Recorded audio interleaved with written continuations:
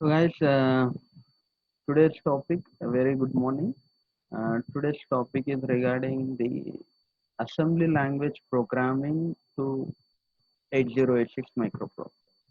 So fine, this is our lab manual where here we are trying to write the assembly language programming using the MASM software. MASM means Microsoft Assembler. So using this Microsoft Assembler, we are writing the assembly language program to 8086 microprocessor to perform few operations. So here in today's session we are going to discuss about four different experiments. So the first experiment is regarding arithmetical operation, then sorting an array, and then string operation. Regarding we have two more experiments. So here guys, generally MASM is the software. Few in other colleges we may use TASM and other softwares also are there. So most probably the way of writing the program will be same enough. So in this, generally we go through command prompt and there we are trying to write the program. In command prompt you will be going to editor window. In editor window we will be trying to write the program actually. So in editor window we try to take a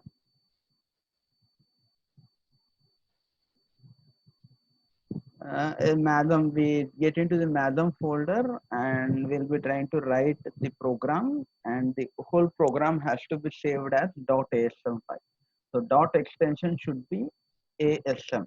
So generally for C programming we'll be writing .c. So in the same way for assembly language program in MASM software we'll be trying to write as .asm. Fine. So So in generally, we have four commands while we after completing of writing the program. For compilation and execution of the program, we'll be using the three different commands.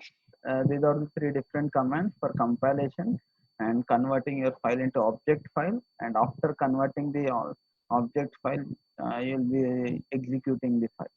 So this is what MASM, your file name .asm, which is trying to convert your assembly language into the machine level language or object language program. And using the link command you are trying to convert your object file into an executable file, right? So then this executable file, if you want to check out the result, then you'll be using the debug command. So after that you can use the command as G or T. So generally G is used for the single step execution, final execution, and T is used for the step by step execution. And if you want to check the result in the segmentation, so generally you have the other way of execution. Fine. So this is about the steps regarding the execution of part. So let us go through the program first and then we'll be doing this. So here coming to the assembly language program for 16-bit arithmetical operation. In 16-bit arithmetical operation, first program is regarding addition operation, right? So guys, generally using the assembler directives, instruction sets and addressing modes, we are trying to write this program. Fine. So you can see here, whereas like in 16-bit addition, this is what assume CS colon code DS data ES extra. So this is what then assembler directive to assume your CS as a code. CS is a code segment as a variable name you are assigning as code, and DS data ES as extra. Fine. So now as we discussed or like generally in data segment we are going to save only the variables. right? And the next coming to the code segment, you are trying to write the commands or the program which has to be executed by taking the help of data segment variable. And extra segment is actually not needed in general executions, but to just show you that how we can use this extra segment, here we are using, and we are trying to save the result in extra segment. Fine. So here we started the data segment. There you should give. So it's an addition. So guys, I just want to combine the four operations like addition, subtraction, multiplication, and division. So you are going to have four different operations, arithmetical operations. So all these operations are common enough. If you can watch, it's really common enough. So what is the big difference here? I just want to explain. Fine. So here coming to the operations, in generally what happens here actually, data segment is going to have the variables. So guys, if you are trying to perform any particular arithmetical operations, so addition, subtraction, multiplication, and division, everything requires two variables, right? So you can assign few variables. So this variable value is hexadecimal value, right? So phi in the sense, like what is phi here actually? 0101, and the 1 in the sense 0001, and 6 in the sense 0110, and 9 in the sense 1001. So this is what the hexadecimal value you are trying to take, not a decimal value. It is an hexadecimal value. That is what. So totally what happened? 4 bits and 4 values. It means like 4 into 4, 16-bit value it is. So H is going to specify that which particular variable it is.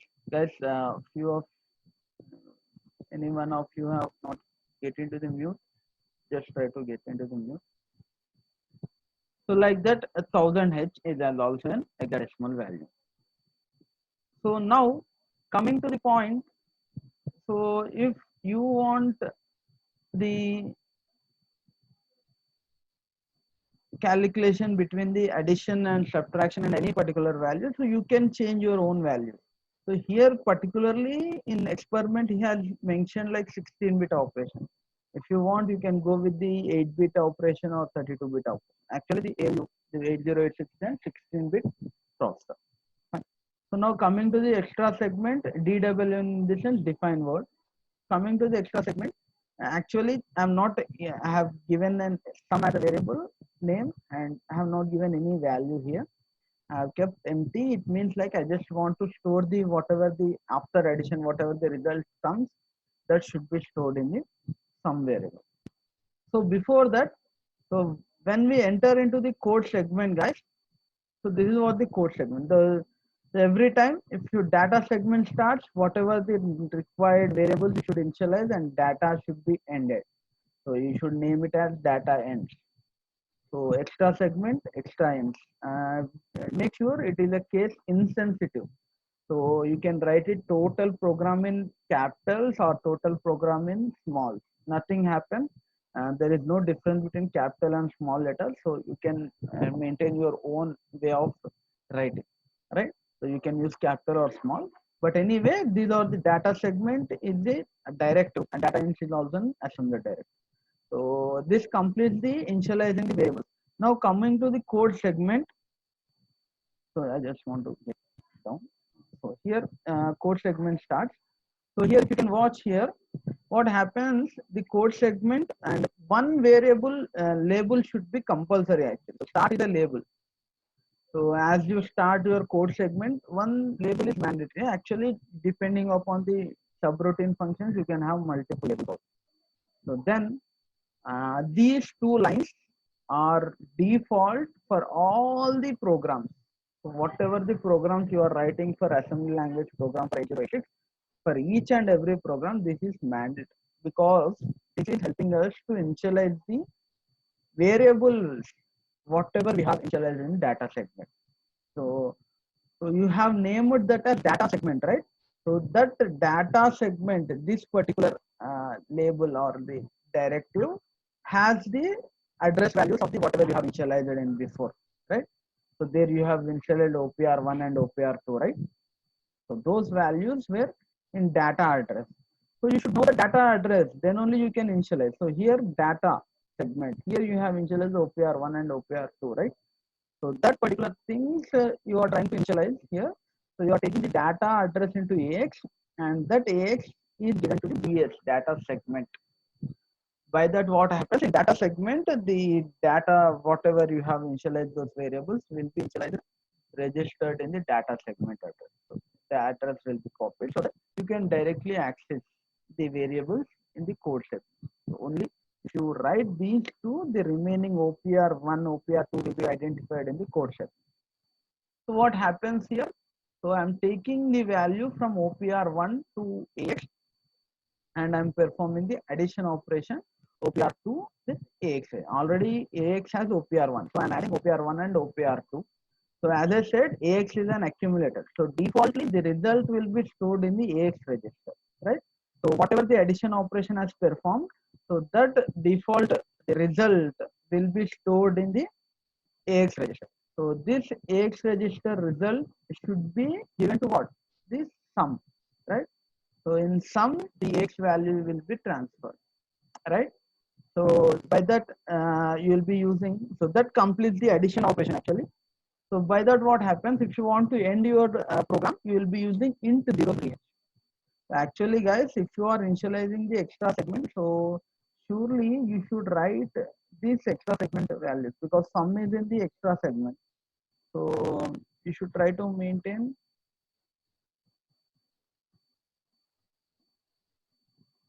So here you should write extra.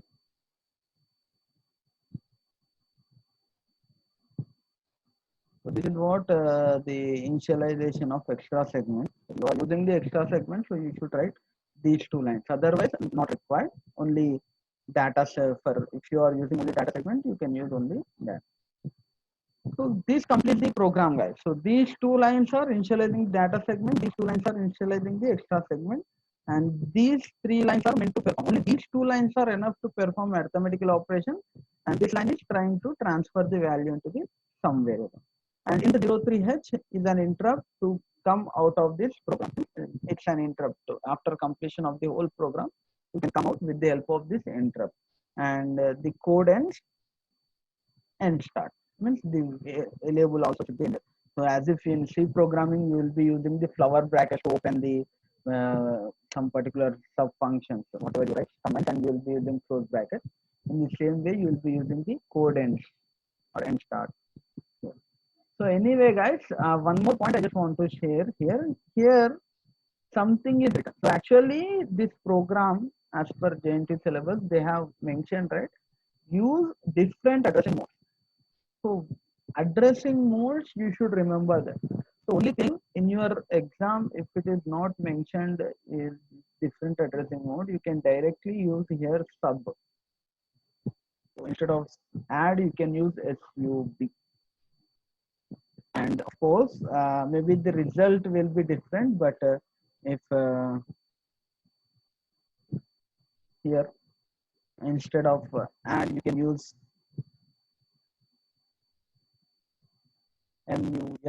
mul bx, so that makes the actually if you are taking this upper OPR2 into the bx, here if you are more OPR2 into bx, then you can use the same line, right? So like that, instead of that, you can also use here.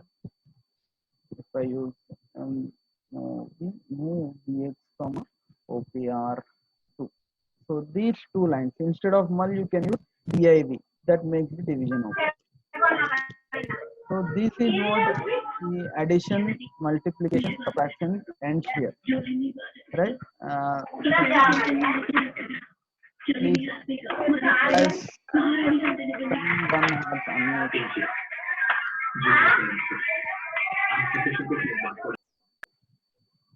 So this completes actually the addition, subtraction, and multiplication even.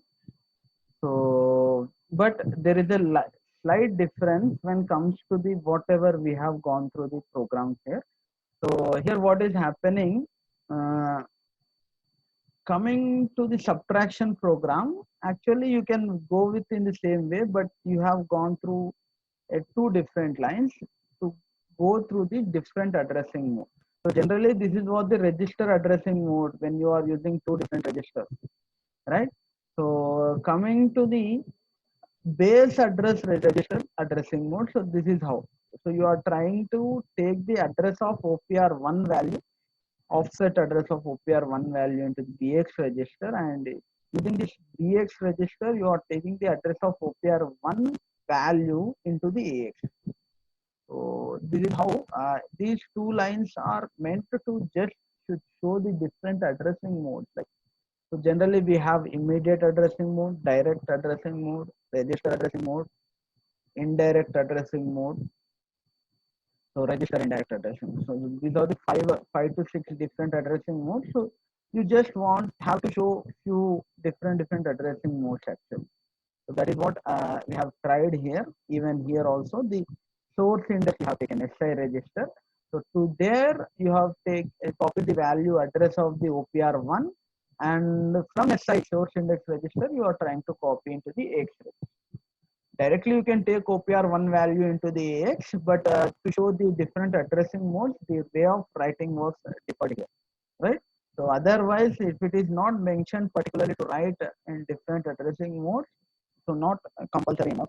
So you can directly use AX comma OPR1 mul BX, BX comma OPR2 mul BX. So that completes the multiplication operation. Coming to the multiplication operation, guys, you better to take a bit smaller values so that it makes you very easy enough. So if I take 0, 0, 1, 2, 3, 4 H, and if I take 0, 0, 0, 2 H. So what happens here? So 2 will be multiplied with all these 4 values. So that makes 2, 4, 6, 8 H. So that is what that will be the reason. So that overflow doesn't occur. So if there is an overflow, then surely some remaining value should be stored in DX register. So that can also be happened. So this completes the arithmetical operations of 8086 microprocessor. So even in division also, you better take the little bit lesser values. So if you do the division operation, you will be getting 1, 2, 3, 4 value. If you divide with 2, 4, 6, 8, right? So that can be happen.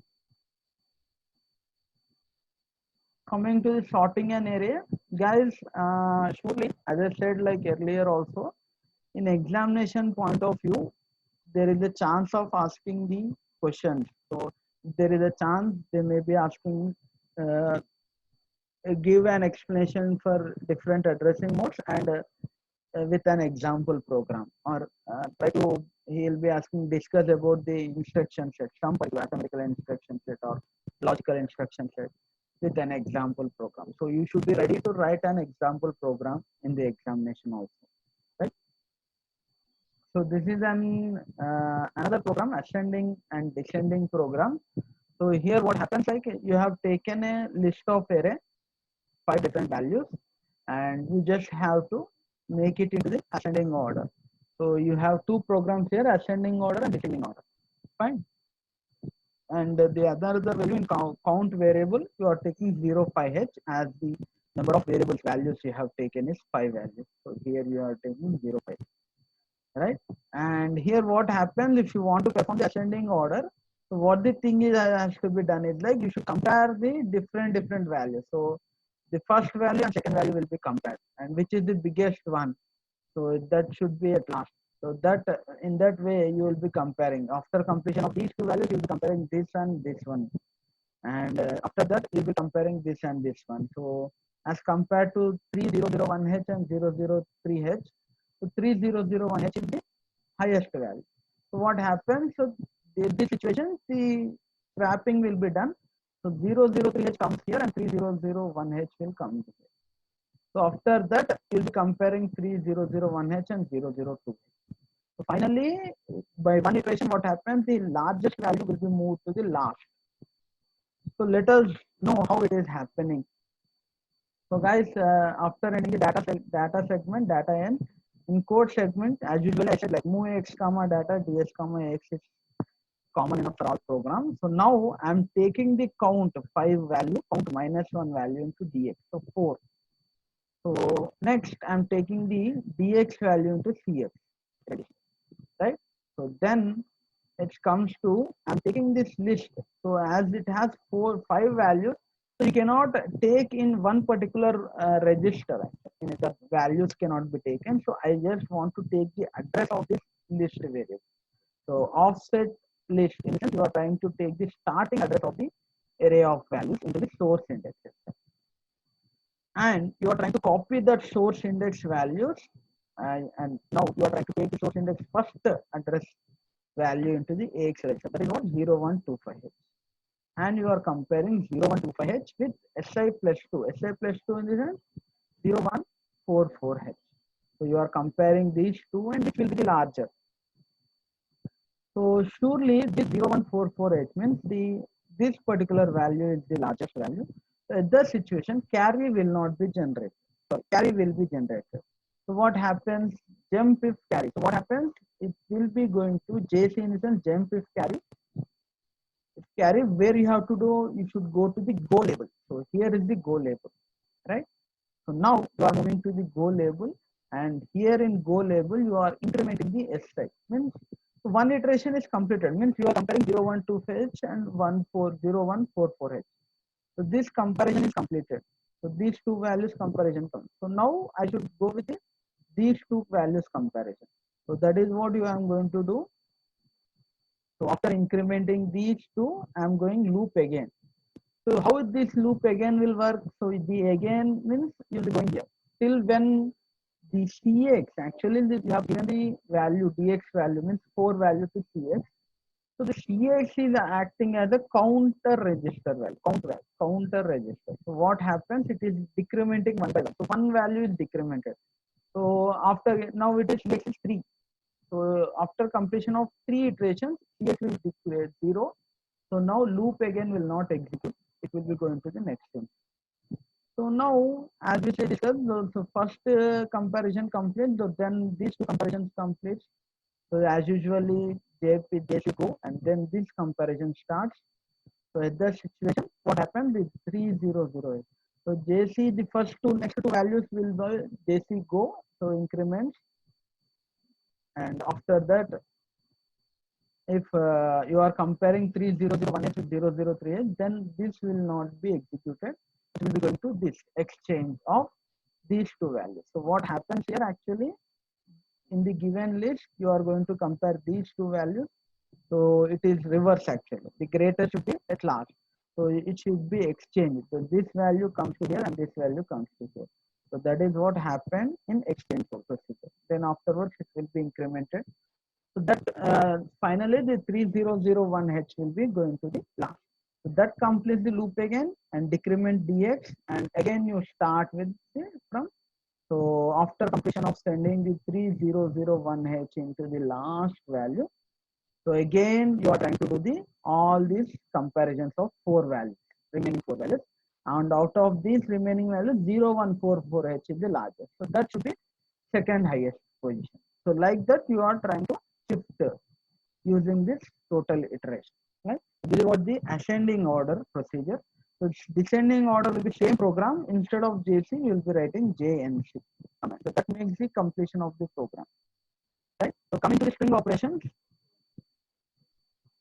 So guys, in string operations, in generally, you are trying to do the string operations. It could be some, you are taking some a particular string, and you may try to go with the comparison, or you may try to go with the copy paste, everything. So all this comes under string operations only. So what happens here, you are trying to take an MRITS as a string, and you are trying to search a E character in the MRITS, right? So dollar is a symbol to end the string. So surely after completion of the dollar string, you should maintain the dollar symbol. DB is defined by. So each character takes only 8 bits of length, 8 bits of size. So generally, if it is number, it will be taking 16 bits of size. So this is what 1 byte or 8 bits of size. So that is what defined byte, 1 byte. So now you have also given message 1 and message 2, character is found and character is not found. And that completes the variable initialization. Coming to the code segment. So now this is what the common enough. initializing the data segment, and you should use, when it comes to the string operation, you should use this extra segment command also. Then after that, you are trying to take the address of string which is there in MRITS. MRITS value is there in this string. So I'm taking the address of this string into the source index, right? And the length of the string, which is nothing but value. Here you have already done. So len is nothing but equal to the dollar of string, means how much length it is. So MRITS, so 5. So 5 is taken into the CX register, and the character which you have to search is taken into the AL register, and clearing the direction flag so that one by one it will be implemented. And this is the direct command, guys. Repeat if not equals scan string byte. This is what REPNing, in the sense repeat if not equal. SCA is in the sense scan string byte.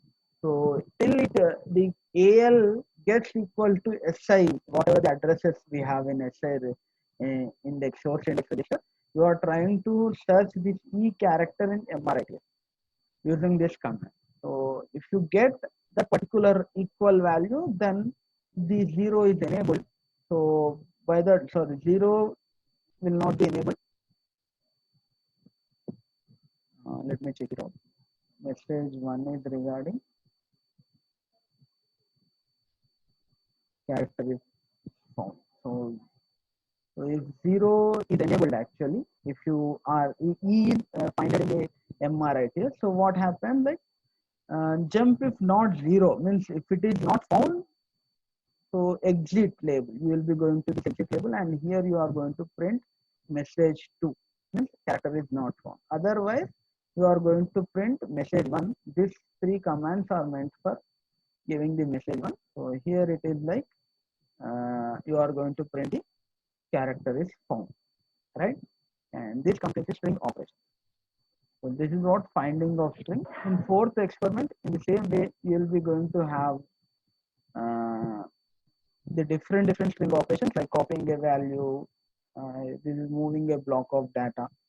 So like that, you will be finding few different. So microprocessor.